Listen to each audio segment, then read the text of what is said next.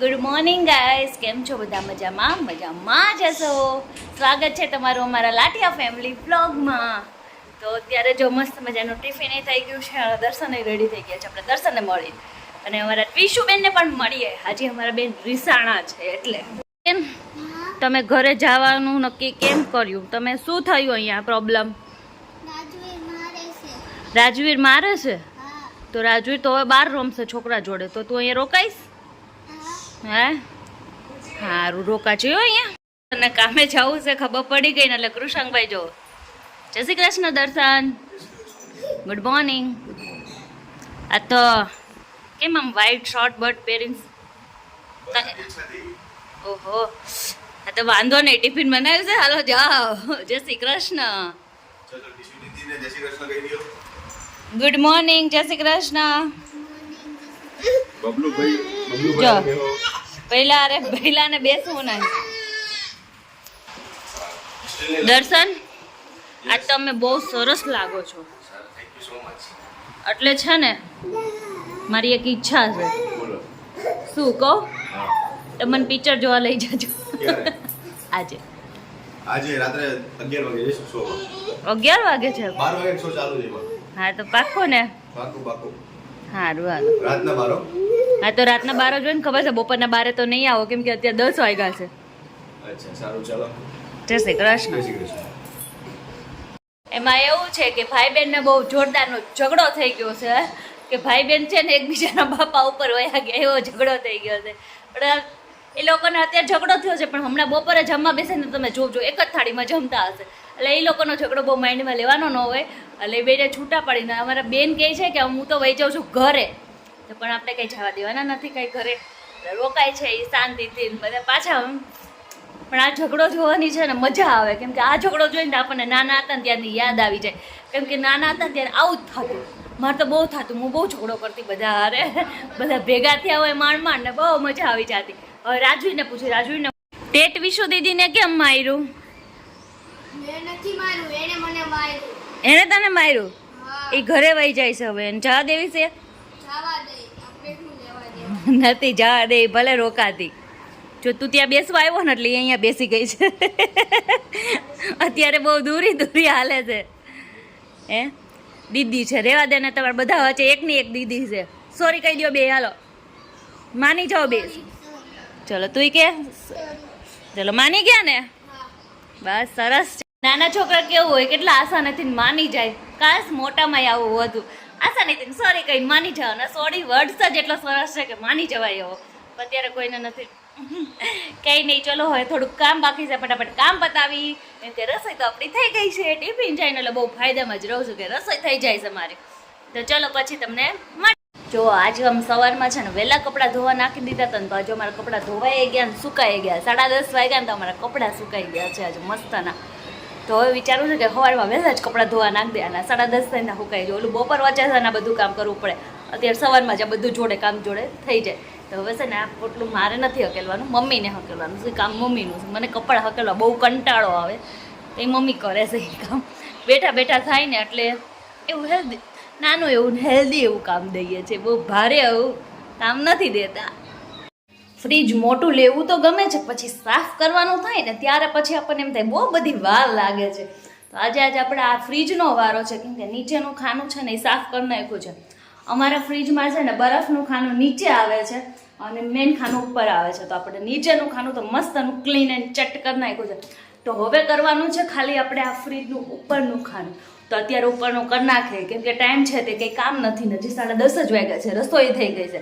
તો ફટાફટ આપણે આ કામ કરી નાખીએ. ફ્રી હોય ને તો જે થોડું ઘણું કામ થયું હોય. તો ચલો પહેલા ફ્રીજ કરી નાખીએ. અને અમને હેલ્પ કરાવશે અમારા ભાણીબેન. કરાવશો ને? બધા વાસણ અમને લઈને ગેલેરીમાં મૂકી દે તો અમે ઉટકી નાખશું, બરાબર ને? ઓકે. જો આવી ભાણકી બધાને આપજો. વેકેશન કરવા 2 મહિના આવીએ તો કોઈ પ્રોબ્લેમ ન થાય. કામ કરાવ્યા કરે મમ્મીને હારું મૂકના જલસા કરવીશું. હા, મમ્મી મને એમ કહે છે કે છે ને તો મને ગમતું નથી તું કામ કર. તો અમને બેઠા બેઠા કંટાળો આવે. એટલે કામ કરી લઈ થોડું થોડું. ભાણકીભાઈ બહુ કામ ન કરાવાય. સારું ચલો ફ્રીજ સાફ કરી નાખીએ ત્યારે. એની અંદર મેં શું ગોઠવું છે જોજો હો. પ્લીઝમાં બેસી ગયો જો. અમાર કુસુને બેહાડી દીધો છે બધી વસ્તુ કાઢીને. ડોઈડો કુચુ મજા આવે છે ને મજા પડી ગઈ છે. ડોઈડો મજા આવી ગઈ ને. જો સરસ મજાનું ફ્રીજ છે ને આપણું સાફ થઈ ગયું છે. અને આજે સવારે બનાવ્યું હતું આપણે સેવ ટમેટાનું શાક ને રોટલી. તો હવે વિચારવું છે કે થોડીક એવી સાદી ખીચડી બનાવી નાખે, કેમ કે સેવ ટમેટાનું શાક જોડે બહુ જ મજા આવે. એટલે સાદી ખીચડી બનાવી અને ફટાફટ પછી અમે ખાઈ લઈ. તો ચલો બધા તમે પણ જમવા અમારી ઘરે. અમે એ જમવા બેસી ગયા છે ને રાજવીરભાઈ બધાનું તૈયાર કરે છે. હે ને રાજવીર? ટ્વીસો દીદી વયા ગયા કા? રિહાઈન વહી ગઈ કા?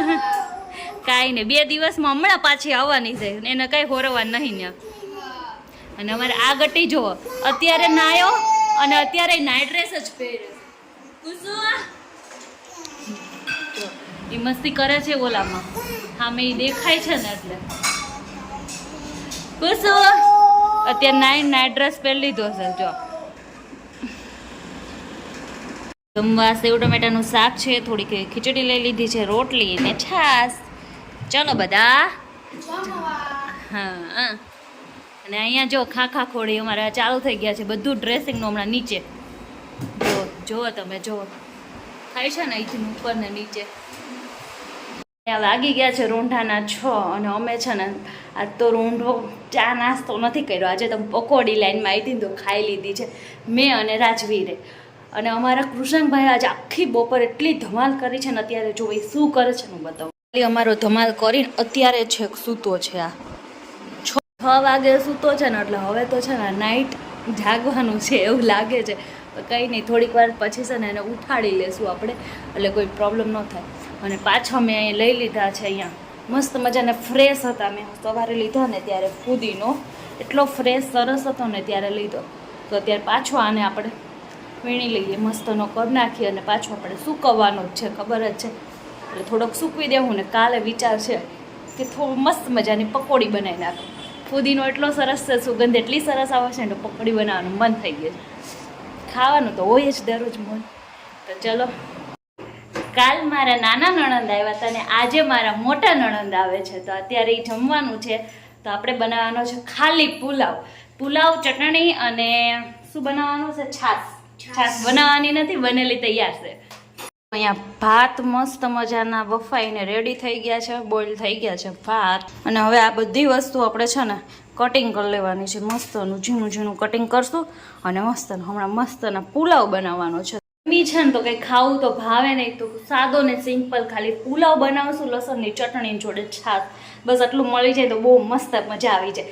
કેમ કે ગરમીના હિસાબે બહુ બધું કંઈ ખાવું ભાવે નહીં આપણને, એટલે આવું સાદું ને સિમ્પલ બનાવવાનું છે. મારા નણંદે પહેલાં મને કીધું કે તું સાદું બનાવીને તો હું આવું નકર ન આવું. તો આપણે ખાલી પુલાવનો પ્રોગ્રામ કર્યો છે. તો અત્યારે એ આવે છે, હજી એમને વાર લાગશે તો આપણે ફટાફટ રેડી રાખી જમવાનું, પછી આવીને બધા જમી લઈએ. જો મારો પુલાવ બનીને એકદમ મસ્ત મજાનો રેડી થઈ ગયો છે, પણ હજી કોઈ જમવાવાળા કોઈ આવ્યા નથી. એટલે હવે આપણે છે ને શાંતિથી બધા વધારાના વાસણ અને આ પ્લેટફોર્મ સાફ કરી અને શાંતિથી બેસવાનું છે. ભૂખ તો બહુ લાગી છે, પણ જમવાવાળા આવ્યા ને એટલે બધાની રાહ જોવાની છે. આ તો દર્શન બી નથી આવ્યા, એ બધાની રાહ જોઈ અને પછી મસ્ત મજાનો પુલાવ ખાઈ. જો કેટલું મસ્ત મન ગળી જાય એવો પુલાવ થયો છે. ચલો બધા પુલાવ ખાવા મારી ઘરે. હું તમને લોકો બધા પુલાવ ખાવા, જો બધા જમવા બેસી ગયા છે અહીંયા.